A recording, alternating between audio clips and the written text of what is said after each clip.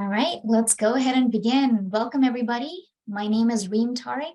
I serve as the Senior Project Coordinator at the National Environmental Health Association. I also serve as the Lead Administrator for the Private Water Network. And welcome to our webinar today for being hosted by the Private Water Network. The title of today's webinar is Maintaining and Caring for Septic Systems Before and After Storms. Our speaker for today is Dr. Andrea Alberti. Andrea is the Regional Extension Agent in Water Resources for the University of Florida, Northwest Extension District. She has been in this position since 2016. Her major extension programs include septic systems and private well education, as well as implementation of best management practices in agriculture and stormwater management. Prior to working at University of Florida, she worked extensively in Costa Rica in natural resources and management. Before we get into the webinar, I just wanted to share a few housekeeping items. Please note that this webinar is being recorded. Also note that we will be having the recording to the webinar be available on our Private Water Network platform. And after this webinar, we invite you to hop onto the discussion forum to share any resources. I know I will be sharing some resources on this topic, and we'll be hosting an Ask the Expert session. So we welcome you to join us and share some resources. Also, lastly, please note that there will be a survey that will pop up as soon as you X out of this webinar. Please do take the survey because it helps us in planning for future webinars. And with that, Andrea, I'll turn it over to you. Thank you, Reem, and thank you all for joining me today. I really appreciate the invitation and the chance to speak to you all. As Reem said, I'll be talking to you about maintaining and caring for septic systems before and after storms. And this is really a presentation on the type of information that we provide to residents here in Florida regarding septic systems. And specifically what I'll be talking about today is I'll do just a brief introduction to the Florida Cooperative Extension Service and the Florida Well Owner Network, which I have begun with another colleague, and we're in the process of developing, Dr. Yilin Zhuang.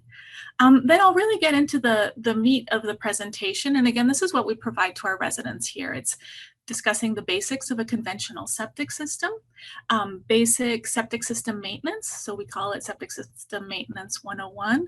And then I'll talk about how storms impact septic systems, the type of care that one should take after a storm. Here in Florida, when we say major storms, we think largely about hurricanes, but what I'm including in this talk is really any large rain events or wind storm events that can happen anywhere. So what is the Florida Cooperative Extension Service? These extension services are, Florida is not unique, of course, there is one in every state. It's a partnership between state, federal, and county governments to provide scientific knowledge to the public. And in Florida, it's a partnership between the University of Florida and Florida A&M University, or FAMU. They both together administer the extension service. We have agents that provide information to residents about natural resources, agriculture, residential and commercial horticulture, family and consumer sciences, as well as 4-H youth development. And we do this through classes and consultations, demonstrations, field activities, and we also conduct research. Although we do have agents, our primary focus is agents in every single county of Florida. We have 67 counties. We also have regional positions in each of our districts. And as I mentioned before, I'm the water resources agent for the Northwest District. And my colleague and partner in crime regarding our septics and well education programs is Dr. Yilin Zhuang, who is based out of the Central District in Florida. So together, what we are developing is the Florida Well Owner Network. And this is really a program to educate residents about well water quality and quantity, septic systems, and really best practices to ensure not only human health, but also groundwater protection for all. And the environment, of course, yeah. We hope to facilitate access to well water testing and provide information about treatment options. There aren't any clear numbers in Florida about how many people actually test their water. It's recommended that they test their well water annually at a minimum for bacteria. And we also want to complement efforts by the Florida Department of Health, the Department of Environmental Protection, and the water management districts here in Florida to increase awareness about septic systems, well water, and water quality protection. So why do we focus on septic systems and wells in Florida? Well, really, we have a lot of them. We have a population of about 21 million people, and it's estimated that 30% of households in Florida do rely on septic systems for wastewater treatment. That's more than 2.5 million systems in the state. About 12% of the population, so about 2.5 million residents of these, rely on private wells for home consumption. And a conservative estimate by the Department of Health here is that there are approximately 800,000 private wells in the state. Septic systems are also identified by the state as a major source of nitrogen to many impaired water bodies. So our education program has a health component as well as an environmental component to relieve pressure on groundwater resources. And now really I'd like to just get in on the subject matter of the talk today. The first section will be on the basics of a conventional septic system. So this is a diagram of a conventional septic system, which is made up of two components. The septic tank and the drain field or the leach field are the two major components. And as many of you know, all drains in a home flow into the septic system. This includes bathrooms, kitchens, washing machine, etc. Pre-treatment begins in the septic tank, but the primary treatment occurs in the soil below the drain field. Septic systems are also known here in Florida as OSTDS, or on-site sewage disposal, treatment and disposal systems. And I've also seen them called SSTS in other parts of the country, or subsurface sewage treatment systems. So let's look at the tank and the drain field separately regarding septic system function. So the septic tank was designed for the size and expected water use of the home. Common materials here include concrete, plastic, fiberglass. They can be a one component unit, as you see here, or a two-chamber tank. And basically the primary function is to separate wastes. So solid waste or sludge settles to the bottom. Oils and greases, hair, anything that is less dense rises to the top. And wastewater or effluent moves out to the drain field. The scum layer here is slightly exaggerated, so you would never want your septic tank to look like this. As I mentioned before, treatment begins here with the settling out of solids. So we do have anaerobic bacteria, or bacteria that live in reduced oxygen conditions, that begin to break down degradable waste. And it's estimated that they can break down about 40% of the volume of the waste. And resulting gases escape through plumbing vents, drain fields, or through the top of the tank. Bacteria cannot break down any the scum, the oils, fats, and greases, and this tends to accumulate in a septic tank. The sludge tends to accumulate as well. Any solids that are placed in there that bacteria can't break down, accumulate. And this is why we recommend septic system inspection and pumping, general rule of thumb, every 3 to 5 years. So I mentioned that septic tank size, the size of the tank depends on the size of your home. And here in Florida, it's based on the number of bedrooms. I think that's generally the case everywhere. And tanks range from 900, 1,200, 4-bedroom. Of course, there are larger tanks. And based on the daily flow that you see here estimated for each tank, they're built to house or to hold wastewater for about at least 2 days, sometimes 3. And that just gives a chance for those wastes to separate, ensure that only the wastewater is flowing into the drain field. So the drain field is the second component of the system. From the tank, the effluent flows into a distribution box, and then it is separated out into the drain field, where the effluent gently seeps out of perforated pipes. So it's usually a series of trenches. It can also be a single bed, but generally it's a series of trenches with perforated pipes. And again, in the soil below the septic drain field is really where all of the pathogen removal, or the majority of it, takes place. Not all of it, the majority. This is where pathogens, including bacteria, viruses, protozoa, parasitic worms, etc., are filtered, they're removed, they die off, and they're transformed. Nutrients can be transformed as the effluent moves through the soil. Pathogens can be trapped in small soil pores and die off, or really small things, bacteria, viruses, based on their electrical charge, can be adsorbed onto soil surfaces. And septic systems were designed to remove pathogens. And when they're sited correctly and they're maintained properly, they do a very good job of this. Generally buried, the drain field is generally buried 1 to 3 feet below the soil surface. And in Florida, statutes state that you need at least 24 inches of unsaturated soil so that the effluent can flow through from the high water table in our wettest season. So at least 2 feet of soil needs to be under that drain field in order for the pathogens to be removed properly.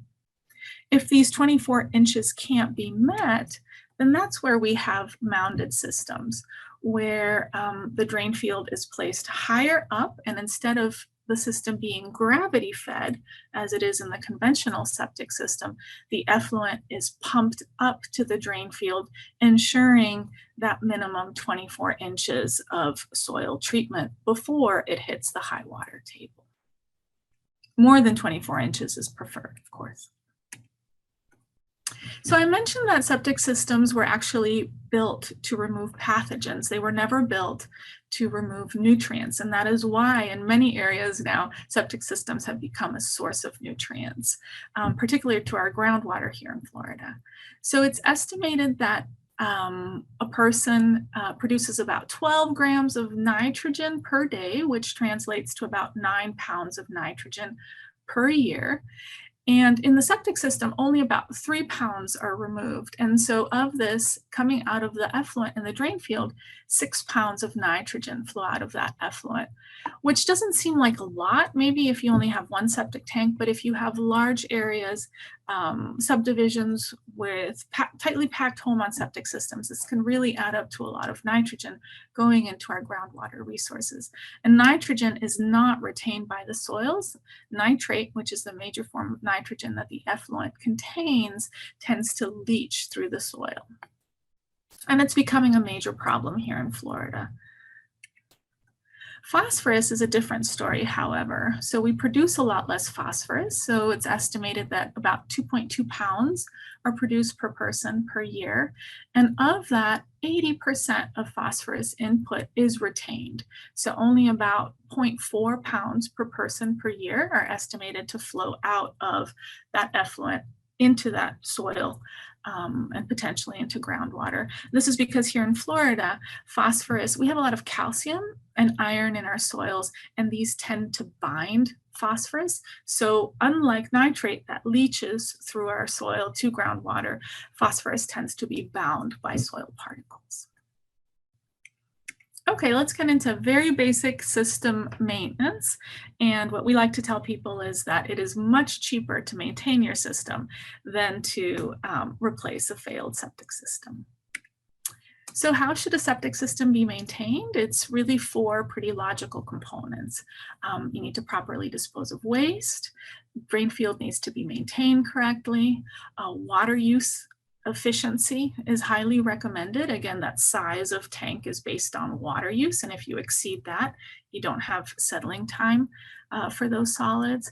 And it is recommended to inspect and pump when needed. And I'll go into more specifics on these 4 points in the next few slides.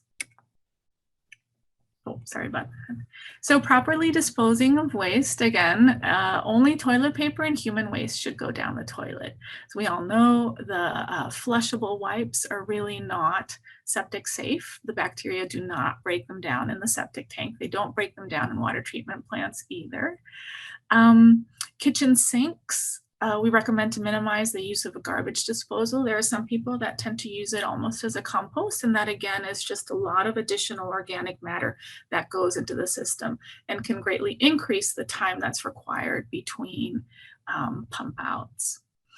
We also, of course, need people to minimize the disposal of fat and grease, oils down into the sink because, again, the bacteria in that tank cannot break this down. And here in Florida, we also do not recommend septic system additives. There really isn't a lot of scientific research that backs products in terms of enhancing septic system waste processing in a septic tank. Our Department of Health does have a list of approved products that can go into a septic system, but this is not an endorsement of enhancing septic system function. Instead, the Department of Health is really careful to state that it simply says by having them on the approved list, it means that they're safe for human, to be used in septic systems, won't damage the septic system, and they're also environmentally safe. So again, additives are not recommended simply because there's very little literature, actually no literature, to back the effectiveness of these products that we know of. Maintaining your drain field is one of the most important components because, again, that really is the treatment area in your septic system. Good vegetative cover is required, and what's recommended are shallow-rooted herbaceous plants. So it can be grasses is the typical covering of annual flowers, etc. Definitely not vegetables or anything that a human is going to consume. And they stabilize the soil and also help absorb some of the excess liquids and some of the nutrients as well that are well on the surface. What is not recommended is planting trees or shrubs nearby that have roots that can clog the system. Here in our area, magnolias are notorious for trying to get into the little holes that are cut into that drain field, willows, etc. Just highly recommended to keep those tree roots well away from the septic system drain field, or else that can lead to septic system failure. Do's and don'ts of maintaining your drain field. No parking or driving anything that's heavier than a lawnmower or over any part of your system. Again, that's to keep that soil structure. The effluent needs to flow through that drain field soil in order to be the wastewater to be processed properly. Definitely don't cover the drain field with additional soil if wastewater surfaces or if there's a depression in the drain field. No additional soil needs to be put on top of that effluent pipe.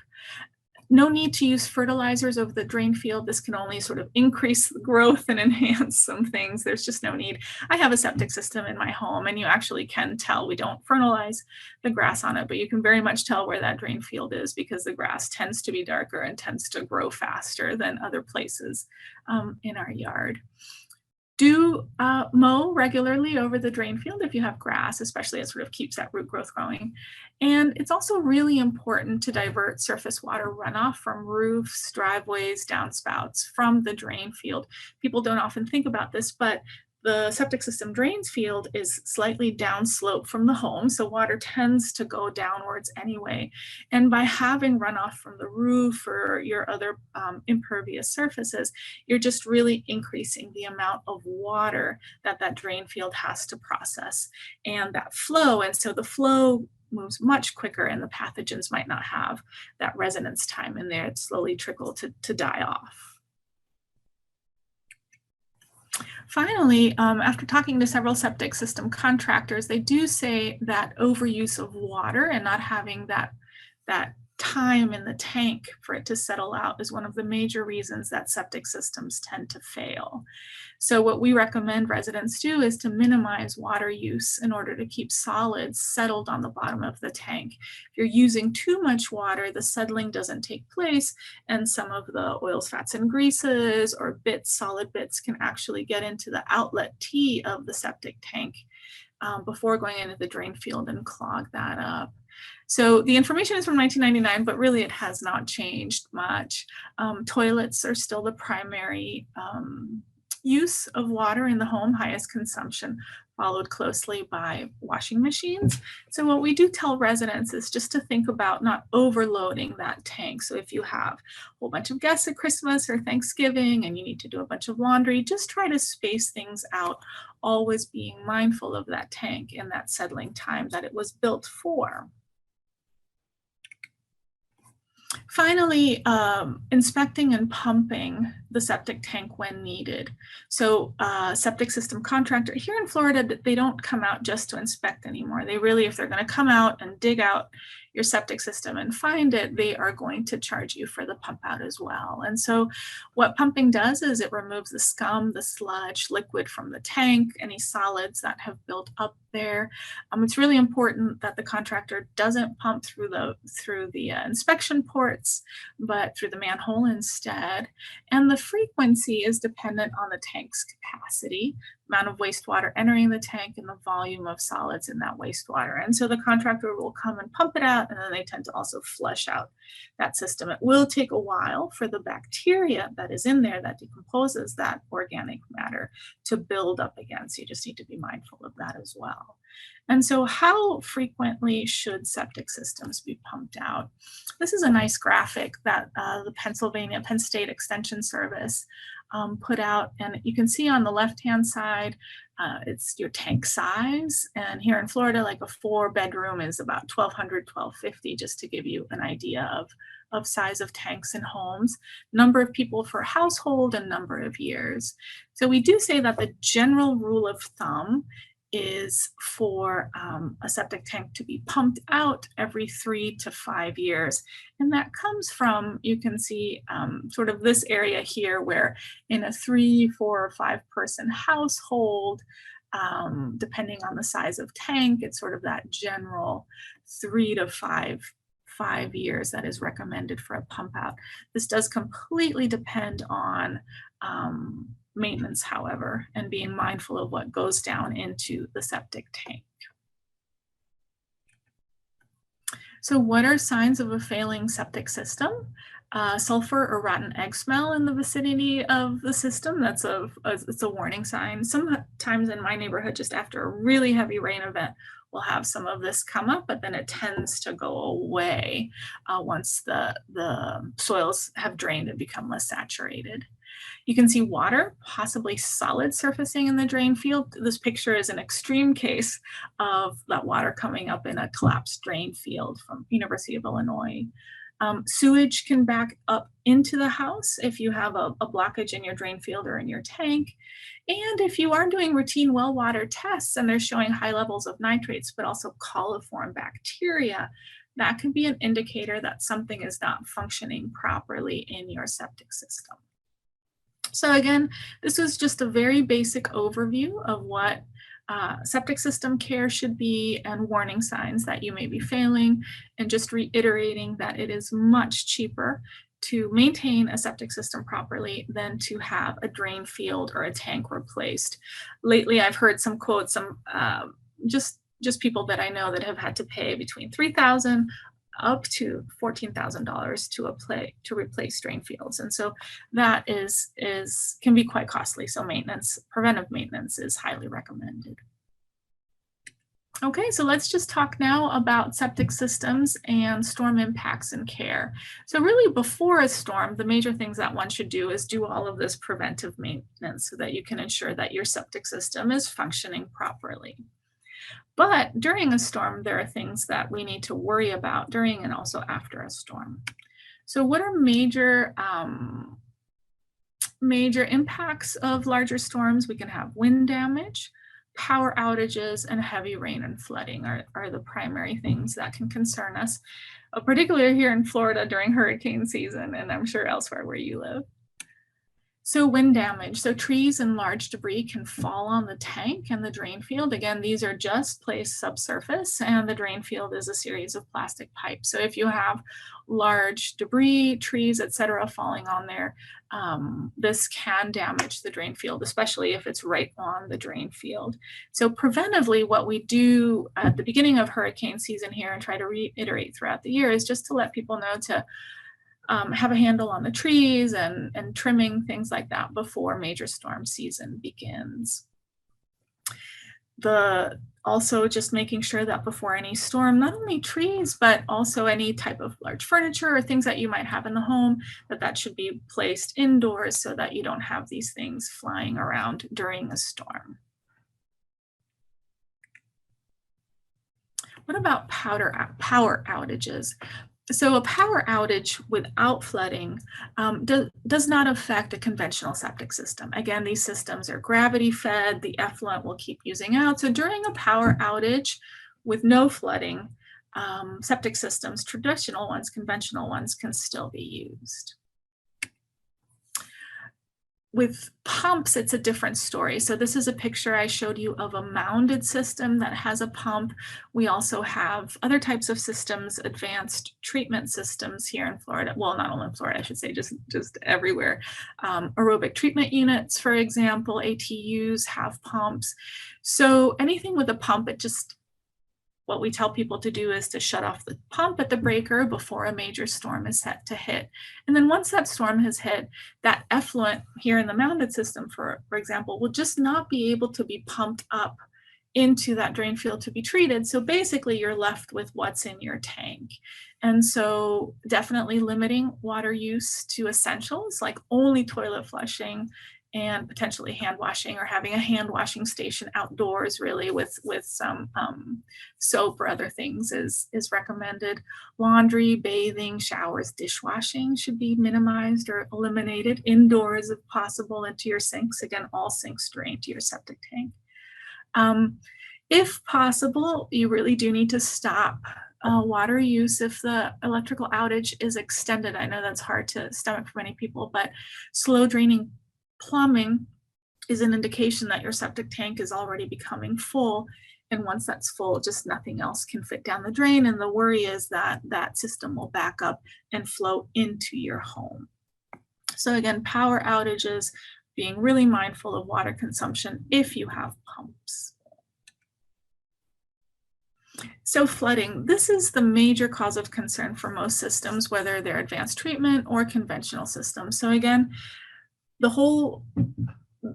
only way that a septic system can work is if you have this gravity fed or this flow through system that the effluent flows through and filters through that soil. But if you have days of rain or just really heavy rains, that groundwater level will rise, of course, especially if you only have 2 feet between your high water level and your drain field soil to begin with. Additional flooding will just fill up all of that soil. And as you can see, if you have saturated soil and you're still putting things down your drain, there's just nowhere for that effluent really to go. And so what ends up happening is, as the little that can go out, it all just sort of stands there. And the worry also is not only will it back up into your home, but you can have lateral movement of water and pathogens not being treated. And particularly if you're on a private well system, this can lead to your well water becoming contaminated. So after flooding, especially if your septic system is flooded, major recommendation for private well users is to have their water tested for bacteria. So before flooding, if you're lucky enough to have a backflow preventer between your septic tank and your home, you can ensure that it's shut. You can shut that valve, and then you'll have no backup into your home. But if you don't have a backflow preventer, it's just that maintenance that I talked about before. Really, the only thing you can do is would be great if your tank wasn't full or needing to be pumped right before major storm season hits. While the storm is occurring, especially if you don't know how long it will last or the type of water that will fall, minimizing water use or flushing of toilets is highly recommended. After flooding, if the soil is saturated, so no pore space, it just can't flow, relieving pressure on the system by using it less or not at all is what is most recommended. Wastewater cannot be treated. Pathogens will be there, be a source of contamination. Private wells, as well as any surface water bodies that are in the vicinity. We also highly recommend, I think one thing that we need to remind people is sometimes if floodwater comes into the house, I don't mean from the septic tank, but just elsewhere, if your floodwater is there, just not to clean your home and dump it into the sink or into the toilet. Again, being mindful that this will flow into the septic tank. and the drain field, which may just not have the capacity to take it at that time. And then having your septic tank professionally inspected and serviced if there are signs of damage is really important. And this can be sort of the septic system failure signs that I said before, with the smell and the backing up, where you just no water goes down the drain. Really important to remember that while the soil is still saturated, while it's still moist and damp and has all that water in it, it's important for a contractor not to open the septic system to inspect it, because mud, sand, and silt can enter into the tank. And if the soil is saturated, a pump out, it's loose in there, the soil is saturated, it's just not sitting properly. Pump out can actually cause the tank to shift and move and sort of pop out of the ground. So flooding in the tank can cause that scum to float in there and other solids, and can plug up the outlet T. And by outlet T, I've highlighted here in the arrow, there's usually a screen or like a baffle in there that helps prevent things, but it can really clog that up.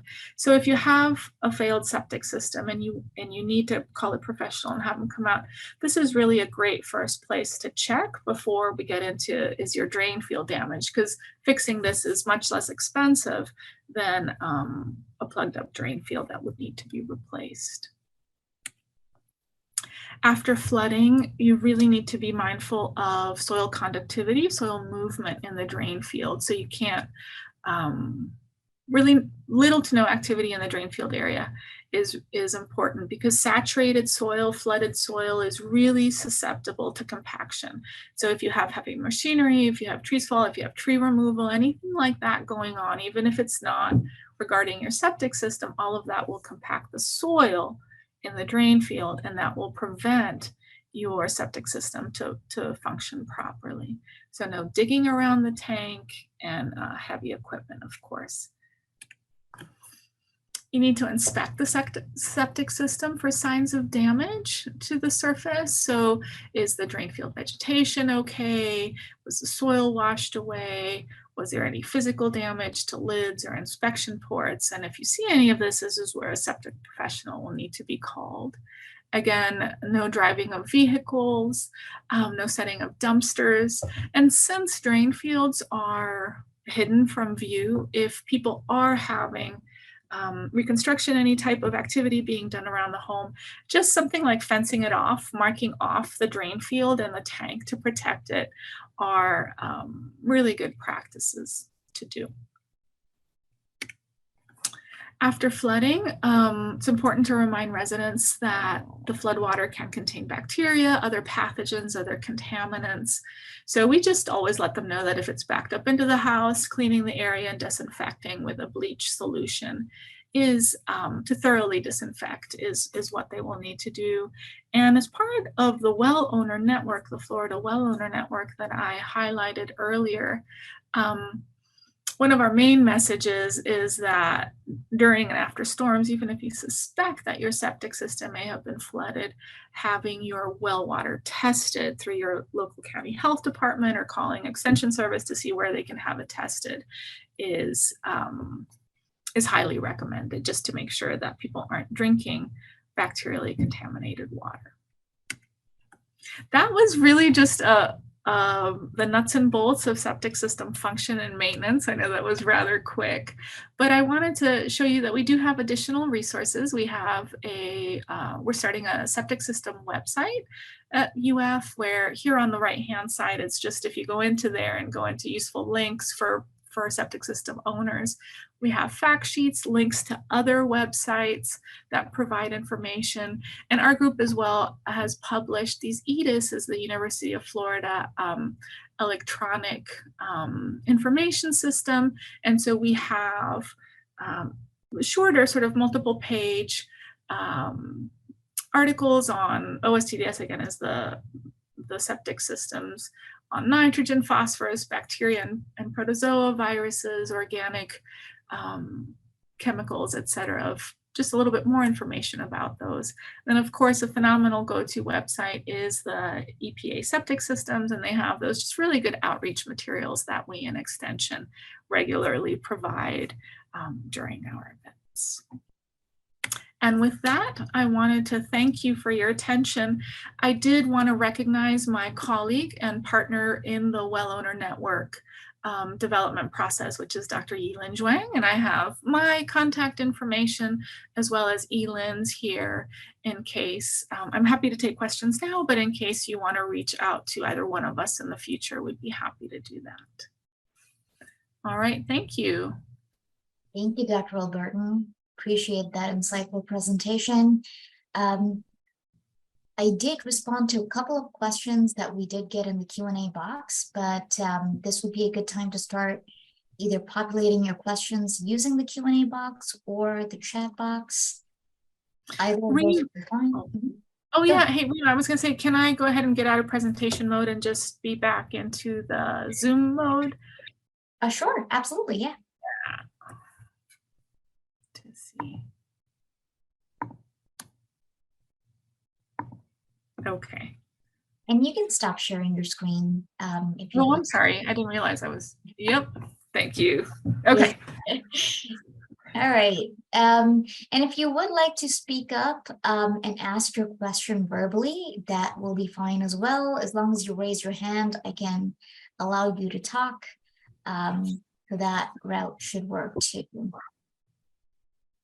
All right. I see that we've got one question in the Q&A box. Tom asks, how can you rejuvenate a plugged drain field?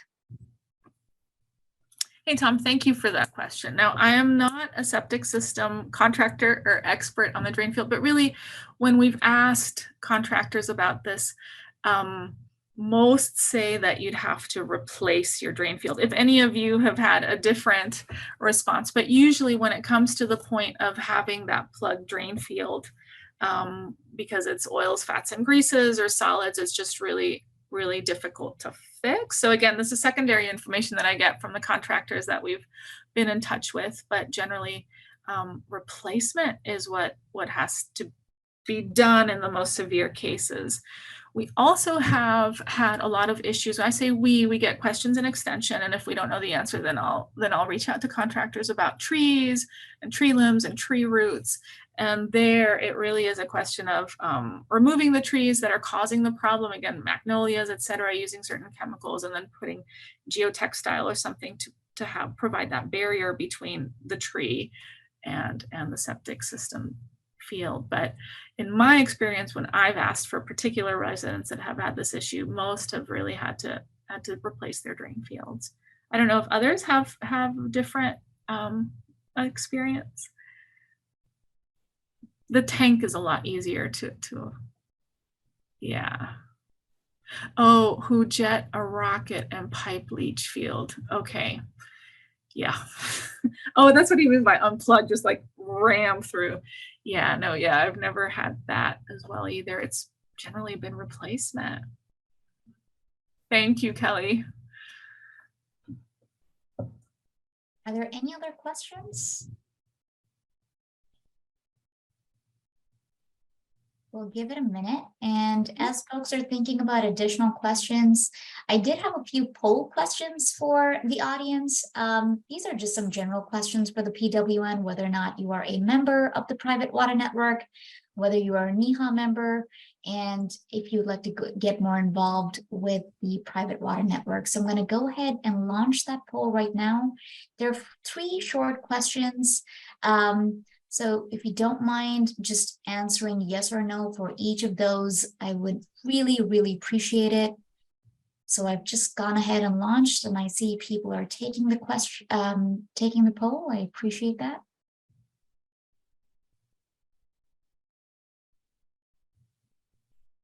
So I'll give folks maybe 2 additional minutes to complete that.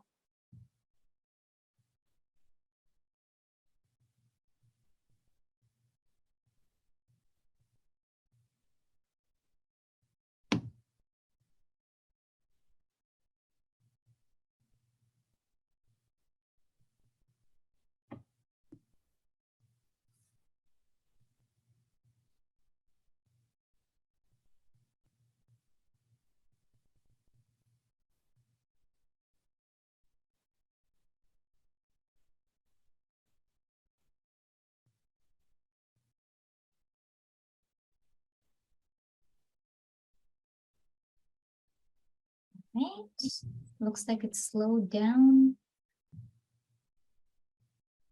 Okay. Well, thank you so much, Dr. Albertin, for your time and a wonderful presentation. And I want to thank all the attendees for joining us and for the folks that did ask the question. Oh, before we close out, it looks like Kim had an additional comment regarding the question that we were discussing earlier. Kim says those are called alternative drain field repair methods and generally are more Band-Aid. They have given people time to raise money to replace their system. So do appreciate those insights and the feedback. Thank you so much, folks, and thank you for taking the poll. And with that, we will close out this webinar. I just want to appreciate everybody's time and participation. Thank you so much. Take care. Thank you all. Thank you, Reem, again.